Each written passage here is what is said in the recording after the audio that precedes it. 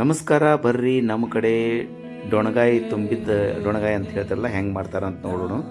ತುಂಬಿದ ಡೊಣಗಾಯಿನೂ ಅಂತಾರೆ ಅಥವಾ ಸ್ಟಫ್ಡ್ ಕ್ಯಾಪ್ಸಿಕಮ್ ಅಂತ ಇಂಗ್ಲೀಷ್ನಾಗ ಅಂತಾರೆ.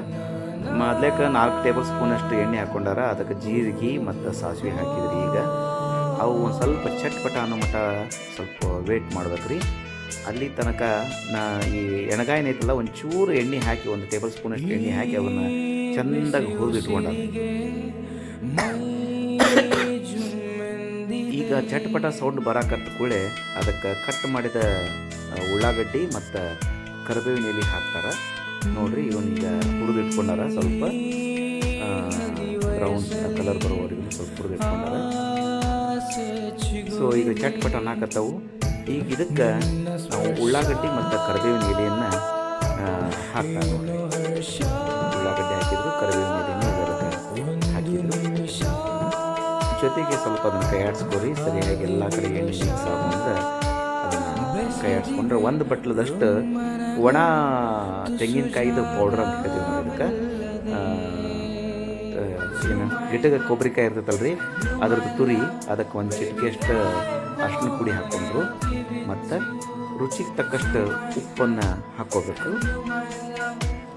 ಈಗ ನಮ್ಮ ಕಡೆ ಏನೋ ಮಾಡಲಿ ನಾವು ಕಂಪಲ್ಸರಿ ಇದು ಗುರಳ್ಳ ಪುಡಿಯನ್ನು ಹಾಕ್ಕೊತೀವಿ ರೀ. ಇದೊಂದು 2 ಟೇಬಲ್ ಸ್ಪೂನಷ್ಟು ಗುರಳ್ಳ ಪುಡಿ ಹಾಕ್ಕೊಂಡ್ರು. ಜೊತೆಗೆ ರುಚಿಗೆ ತಕ್ಕಷ್ಟು ಉಪ್ಪನ್ನು ಹಾಕ್ಕೊಂಡ್ರು.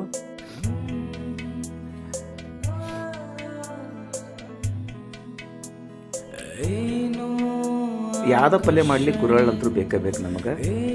ಸ್ವಲ್ಪ ಏನು ಹವೀಜದ ಪೌಡ್ರ್ ಹಾಕ್ಕೊಂಡ್ರು. ಹವೀಜದ ಪೌಡ್ರ್ ಆದಮೇಲೆ ಈಗಾಗಲೇ ಜೀರಿಗೆ ಹಾಕಿದ್ರು ಕೂಡ ಮತ್ತು ಸ್ವಲ್ಪ ಜೀರಿಗೆ ಪೌಡ್ರನ್ನು ಒಂದು ಅರ್ಧ ಟೇಬಲ್ ಸ್ಪೂನಷ್ಟು 1 ಸ್ಪೂನಷ್ಟು ಜೀರಿಗೆ ಪೌಡ್ರ್ ಹಾಕ್ಕೊಂಡ್ರು. ಅದನ್ನೆಲ್ಲ ಸರಿಯಾಗಿ ಮಿಕ್ಸ್ ಮಾಡ್ಕೊಳಕತ್ತಾರೆ ನೋಡ್ರಿ. ಈಗ ಉಪ್ಪಂತೂ ಆಗಲೇ ಹಾಕಿಬಿಟ್ಟಾರೆ. ಯಾಕೆ ಜೀರಿಗೆ ಪೌಡ್ರ್ ಹಾಕೋದು ಸ್ವಲ್ಪ ಎನ್ಹ್ಯಾನ್ಸ್ ಆಗ್ತದೆ ಅಂತದ ಟೇಸ್ಟ್. ಈಗ ಅದಕ್ಕೆ ಜಿಂಜರ್ ಗಾರ್ಲಿಕ್ ಪೇಸ್ಟ್, ಏನು ಬೆಳ್ಳುಳ್ಳಿ ಮತ್ತು ಶುಂಠಿ ಪೇಸ್ಟನ್ನು ಹಾಕ್ಕೊಂಡ್ರು ನೋಡ್ರಿ. ಎಲ್ಲನೂ ಈಗ ಸರಿಯಾಗಿ ಮಿಕ್ಸ್ ಮಾಡಬೇಕು. ಇದಕ್ಕೆ ವಿಶೇಷವಾಗಿ ಇದು ಹುಣಸೆ ಹಣ್ಣಿಂದ ಹುಳಿ ಮಾಡಿಟ್ಕೊಂಡಿರ್ತಾರೆ ನಮ್ಮ ಕಡೆ. ಹುಣಸೆ ಹಣ್ಣಿನ ಹುಳಿನ 1 ಸ್ಪೂನಷ್ಟು ಹಾಕಿದ್ರು. ಮತ್ತು ಇದಕ್ಕೆ ಮತ್ತೆ ಕೈ ಆಡಿಸ್ಕೊಂಡು ಅದಕ್ಕೆ ಈಗ ಜೇನಿ ಬೆಲ್ಲನ ಯೂಸ್ ಮಾಡ್ತೀವಿ ನಮ್ಮ ಮನೆಯೊಳಗೆ ಹೆಚ್ಚು ನಾವು. ಆ ಜೇನಿ ಬೆಲ್ಲನ ಜೋನಿ ಬೆಲ್ಲ, ನಾಟ್ ಜೋನಿ ಬೆಲ್ಲನ 1 ಸ್ಪೂನಷ್ಟು, ದೊಡ್ಡ ಸ್ಪೂನಷ್ಟು ಹಾಕ್ಬೇಕು ನೋಡ್ರಿ. ಅಂದ್ರೆ ರುಚಿ ಬರ್ತೈತಿ. ಮತ್ತು ಅಕಸ್ಮಾತ್ ಭಾಳಷ್ಟು ಖಾರ ಇತ್ತಂದ್ರೂ ಆ ಖಾರದ ಇದು ಕಡಿಮೆ ಆಗ್ತದೆ. ಸ್ವಲ್ಪ ನೀರು ಹಾಕಿ ಕಲಿಸ್ಕೊಂಡ್ಬಿಡೋದು. ಸ್ಟಫ್ಡ್ ಅಂತಂದ್ರೆ ಆ್ಯಕ್ಚುಲಿ ಅದ್ರೊಳಗೆ ತುಂಬಬೇಕು.